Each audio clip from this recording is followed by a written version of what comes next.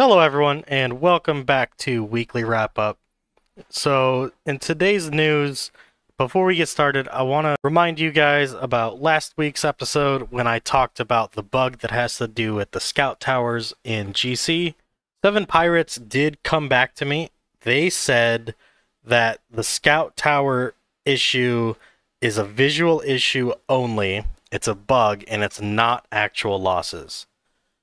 However, I did see more screenshots from my sources from the last video.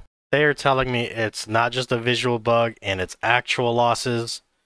I'm not sure which one to believe. 7 Pirates also didn't tell me if this is going to be fixed or when it's going to be fixed. Unfortunately, that's all the information I have on that topic. I wish I had more for you guys. So I'm going to post the GGM results on the screen here. That is for this weekend. So as far as this week's events, up on the screen we've got the item gift swap. Now, there's been a lot of confusion about the percentages. People have been asking me what are the percentages. I've seen people in Discord asking. The percentages are never going to change. If the probability is a 0.5%, like it is on the screen right now, it's going to cost you 200 SEC. Now, if the percentage is 0.3, it's going to cost you 333. Those are the only two options I've ever seen. I'm pretty sure those are the only two options you're ever going to get. And we've also got a BOGO on magazines. In other events, we've got the Ether Enter Permit. There is nothing really special in this. We've got the Centicon Conquest. The rewards are the usual rewards. If you want to spend money to get them, you can. If not, don't worry about it. The reward token. These are all pretty poor rewards this time. I really wouldn't worry about breaking the bank to get any of these items. As far as the time limit item redeem itself, the items that you're going to be able to get are going to be the Commander exclusive items. Now, this is going to probably be the cheapest that you can get these items in a while at 200 SEC a piece, and you're going to need 3 for each of these. I do highly recommend that you pick these up now, as they probably will be expensive in the future. When it comes to the targeted release, the only commander I would recommend you even try to get would be Gilly. You probably only need to get her once. This would just be if you don't already have the preemptive for the plugin. The Full of Gold, in my opinion, is kind of mediocre. So you are getting Zodalis medals. I'm not 100% sure how we're saying that. The best thing that you're going to get from Zodalis is going to be the status quo passive. Now, if you choose to get all of these medals, you're going to get 540 in total. It's going to cost you 30 each to get the status quo. You're going to get a total of 18, and that will bring you to a base level of 14 on your plugin if you don't have any other medals. The Grand Commander, this is pretty much pointless. It's bad rewards. Don't waste your magazines on it. We've got the super value.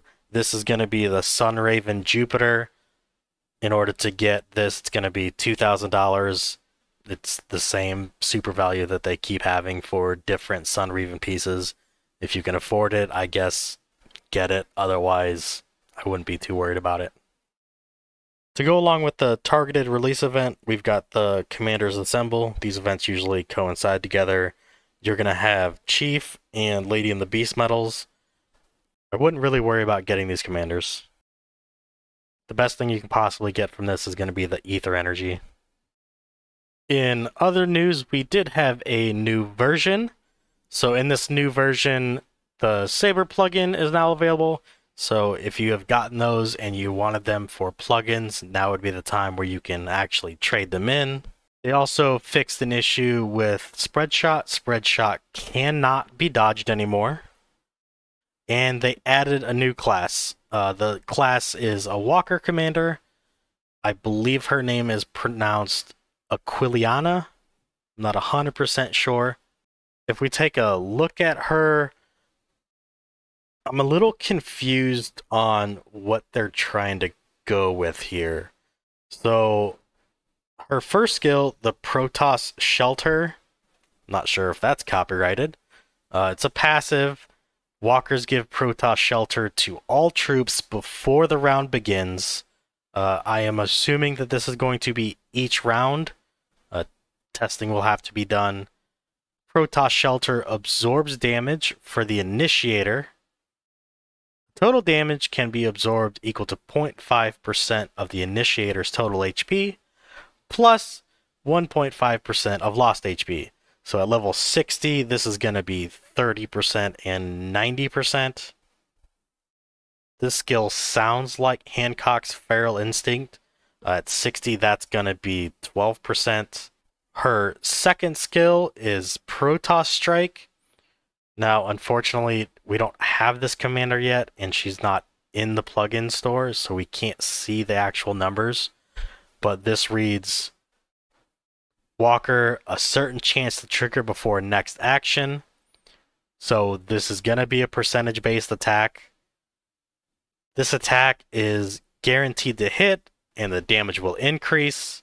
I'm assuming that's going to be some sort of percentage right there. And inflicts additional damage on the target equal to a certain ratio of initiator's lost HP. So there'd be another percentage there. This skill to me reads kind of like a hybrid between Sister Wolf's Quick Draw and her Deadly Impact. But it seems worse. So Quick Draw has the damage reduction ignore. This one doesn't. It's also guaranteed hit.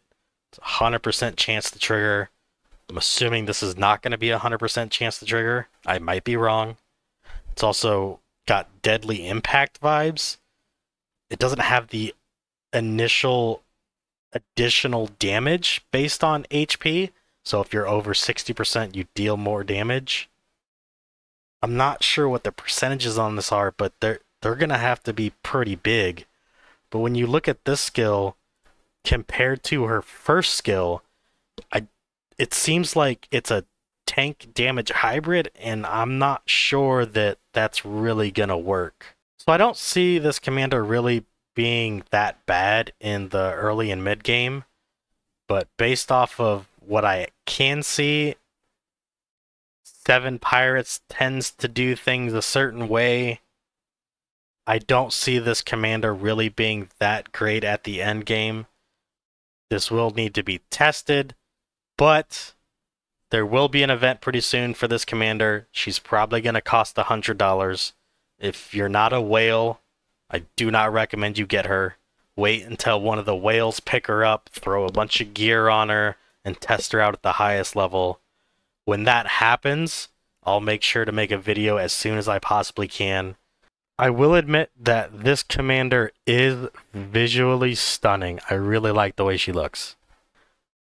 In my opinion, don't get this commander. I don't think she's going to work out. We've got better options for attack, and the defense portion of this commander is not going to be any better really than Elf. And that's going to do it for this week's wrap-up. I appreciate you all taking the time. I'll see you guys next week. Hopefully we have some more updates for you on the bug issue. I'm the Grinch. I'm out.